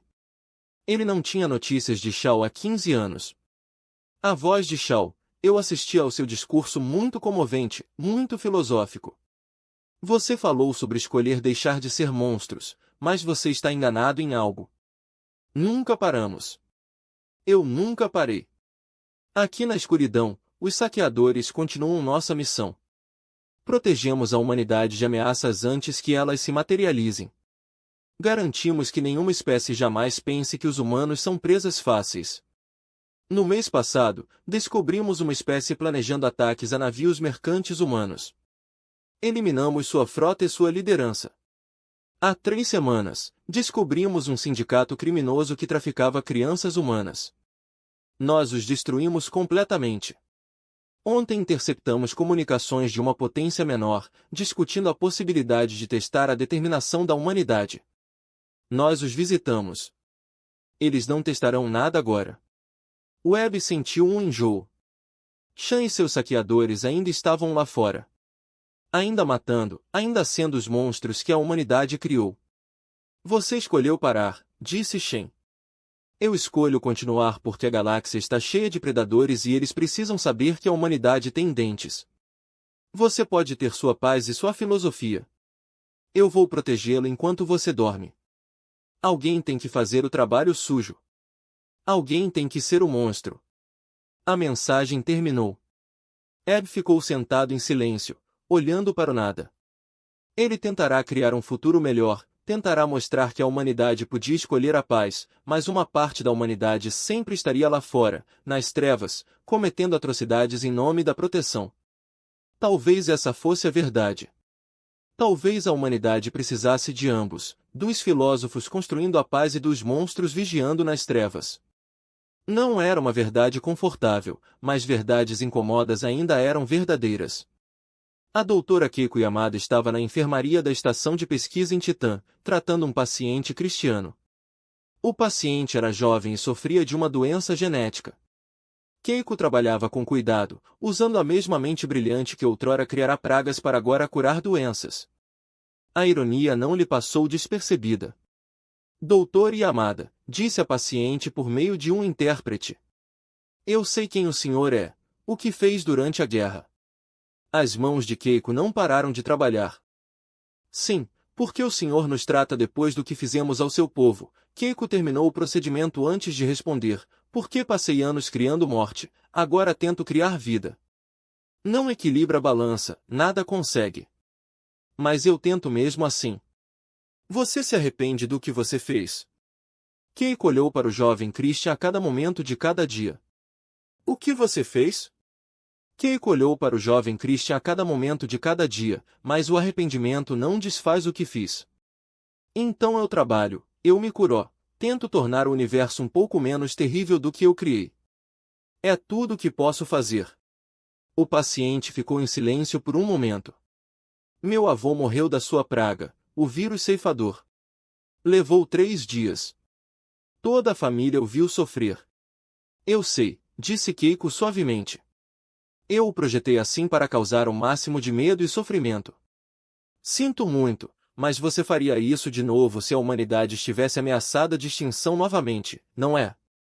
Keiko refletiu sobre a pergunta. A resposta sincera a assustou. Não sei. Espero nunca ter que descobrir. Espero que tenhamos aprendido o suficiente para que tais escolhas nunca mais sejam necessárias. Mas não tenho certeza e essa incerteza é algo com que terei que conviver. A paciente saiu após o tratamento. Keiko retornou à sua pesquisa. Ela estava trabalhando na cura de uma doença rara que afetava 3 espécies, incluindo humanos e cristianos. Isso salvaria milhares de vidas. Não chegaria nem perto de compensar os bilhões que ela havia matado, mas ela faria mesmo assim. Emma Reeves compareceu perante o Conselho Galáctico, apresentando os argumentos da humanidade para adesão plena. Ela estava nervosa, mas determinada. A Câmara do Conselho estava repleta de representantes de 43 espécies, todos observando para ver o que a humanidade diria. A questão diante deste conselho é simples, começou Emma. A humanidade merece ser membro pleno? A resposta depende do que você considera ser membro. Se for uma recompensa por bom comportamento, então não a merecemos. Cometemos atrocidades durante a guerra. Criamos armas que violaram todos os padrões de guerra civilizada. Tornamos-nos algo terrível. Mas se a adesão se resume a reconhecer a realidade do poder e criar estruturas para a coexistência pacífica, então sim, a humanidade merece ser aderida. Provamos que não aceitaremos a extinção passivamente. Provamos que podemos ser perigosos quando ameaçados. E provamos que podemos escolher a paz quando ela nos é oferecida. O embaixador Vrinok do coletivo Talassiano discursou: a humanidade nos assusta. Vocês demonstraram capacidades que violam nossa compreensão dos limites éticos. Ótimo, disse Emma sem rodeios. Fiquem com medo. Usem esse medo para garantir que nunca mais permitam que outro genocídio ocorra sem oposição. Nos tornamos monstros porque vocês nos abandonaram. Aprendam com isso. Criem sistemas onde as espécies não precisem se tornar monstros para sobreviver. O debate se estendeu por horas. As espécies debateram sobre a natureza, as capacidades e a confiabilidade da humanidade. Algumas queriam rejeitar a candidatura da humanidade, outras queriam admitir os humanos, mas com severas restrições. Algumas poucas defenderam a adesão plena, sem condições. No fim, a votação foi apertada, mas decisiva. A humanidade foi admitida no Conselho Galáctico com status condicional, inspeções regulares, limitações de armamento. A participação em acordos de defesa mútua era obrigatória. Não era perfeito, mas era uma aceitação. Emma transmitiu a notícia à Terra. A humanidade não estava mais isolada. Fazia parte da comunidade galáctica, observada atentamente, mas incluída. Naquela noite, celebrações irromperam por todo o espaço humano. As pessoas dançavam nas ruas, aliviadas por a humanidade finalmente ter sido aceita. Mas Emma não conseguia comemorar. Ela sabia a verdade. A humanidade fora aceita porque a galáxia a temia. Isso não era o mesmo que ser bem-vinda. Era apenas o reconhecimento da realidade. Marcus Webb observava as comemorações da varanda de sua casa.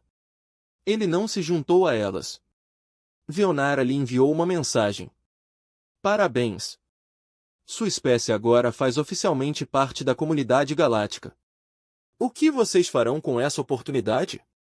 Webb refletiu sobre essa questão. O que a humanidade faria? Poderia tentar ser melhor?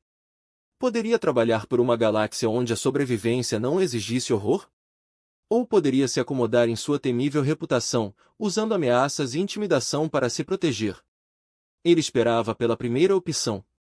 Esperava elementos de ambas. Escreveu sua resposta. Tentaremos ser dignos da oportunidade que nos foi dada. Tentaremos construir em vez de destruir. Tentaremos lembrar as lições aprendidas com sangue. Mas jamais esqueceremos que a galáxia nos abandonou uma vez. Jamais seremos fracos o suficiente para que nossa sobrevivência dependa da misericórdia alheia. Seremos parceiros, mas seremos parceiros perigosos. A galáxia terá que aceitar ambas as partes de nós. A resposta de Valnara veio rápida. É tudo que qualquer um de nós pode fazer.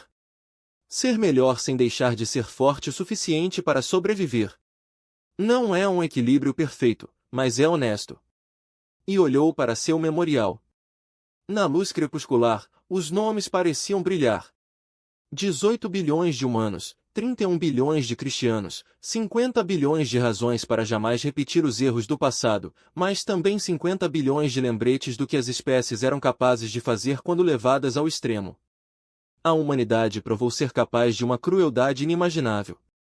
Essa capacidade não desapareceu com os tratados de paz. Permaneceu adormecida à espera na memória genética e cultural da espécie.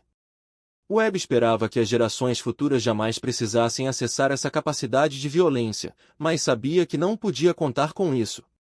A galáxia era vasta e repleta de incógnitas.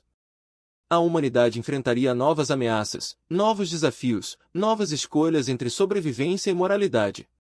Tudo o que ele podia fazer era deixar-lhes a verdade completa, sem floreios ou justificativas. Ele continuou seu trabalho no muro memorial, acrescentando nomes um a um. Quando morresse, outros dariam continuidade ao trabalho. O memorial cresceria, um lembrete permanente do que aconteceu quando uma espécie foi forçada a escolher entre a extinção e se tornar monstros. A humanidade escolheu se tornar monstros. Também escolheu deixar de ser monstros. Ambas as verdades precisavam ser lembradas. Ambas faziam parte de quem os humanos eram agora. As estrelas ardiam acima da Terra. Frias e distantes, repletas de ameaças e aliados em potencial. A humanidade avançava rumo a esse futuro incerto, carregando o peso de 50 bilhões de mortos, a memória de um mal necessário e a esperança de que pudessem ser melhores do que a pior versão de si mesmas. Teria que ser o suficiente. Na escuridão entre as estrelas, Shenji e seus saqueadores patrulhavam o vazio. Eles eram a sombra da humanidade, a parte que não queria, não podia deixar de ser monstros. Protegiam sua espécie de maneiras que os filósofos jamais poderiam reconhecer. Realizavam o trabalho sombrio que a paz exigia. Na Terra e em suas colônias, as crianças cresciam aprendendo sobre a guerra nas escolas. Aprendiam sobre o genocídio e a resposta da humanidade.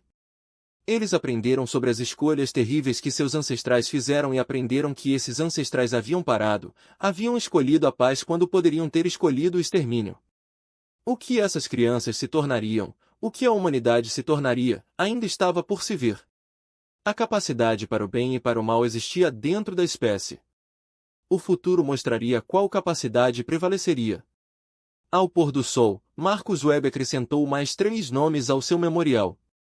Acrescentaria mais amanhã e depois de amanhã. Enquanto vivesse, aquilo seria penitência, seria lembrança, seria advertência. Era tudo o que ele podia oferecer aos 50 bilhões de mortos. A promessa de que não seriam esquecidos e de que a humanidade se esforçaria para garantir que suas mortes tivessem algum significado. No fim, essa era a resposta ao genocídio. Não a glória, não a justificação, apenas a memória e a determinação de superar os piores momentos, mantendo-se forte o suficiente para sobreviver à próxima ameaça. A humanidade almejava ser exploradora, artista, filósofa. Foi a se tornar monstros. Agora eles tentariam ser ambos fortes o suficiente para se defenderem e sábios o bastante para saber quando não fazê-lo. A galáxia observaria, a galáxia julgaria e a humanidade continuaria carregando suas cicatrizes e seus aprendizados, tentando construir um futuro digno daqueles que morreram.